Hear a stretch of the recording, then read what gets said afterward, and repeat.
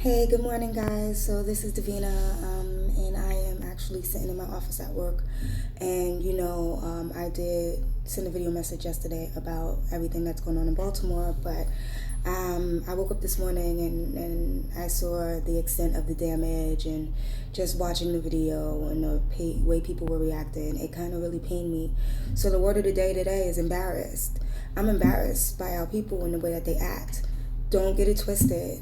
I'm not saying that they don't have a reason to react the way they act, but there are other ways to go about it. Right now in Baltimore, the same people who worked hard to build up that city that was crumbling down, the same people who started their own businesses are having them destroyed by the same people who are the same color as them, who lack the intelligence and the knowledge to know how to react to a problem. It's as simple as that.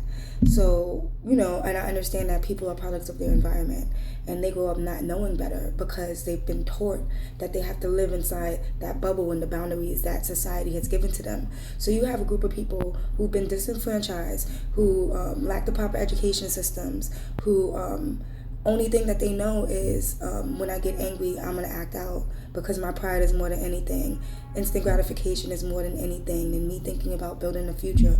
I'd rather think about how I'm going to cop these Jordans today so I could be fly tomorrow.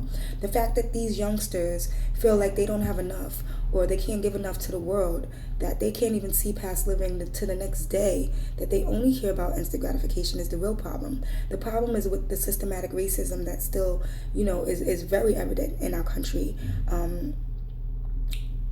It bothers me because I understand the anger, but education is power. Knowledge is power. If we can change the systems, then we don't have to worry about the systems ever doing this to us again.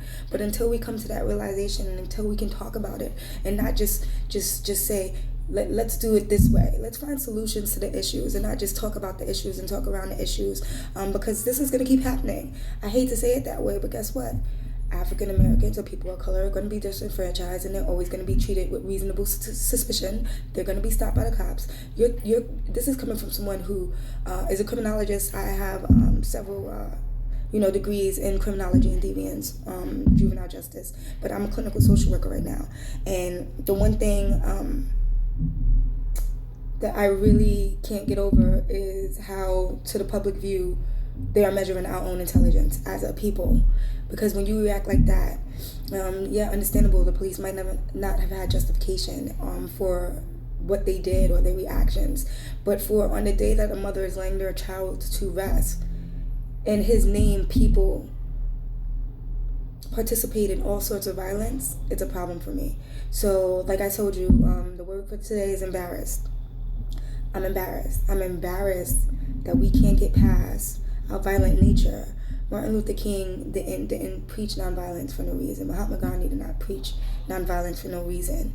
These are people who were able to get things done without having to be violent in nature. And I feel like that's what we need to get back to. And I feel like if you're really angry, then do something about it, but not something that's illegal. Do something that's going to better the race as a whole and create, awareness about what it is that we're going through instead of blaming society, which we can blame society for where we're at. Why don't we do something about changing it? That's just my opinion.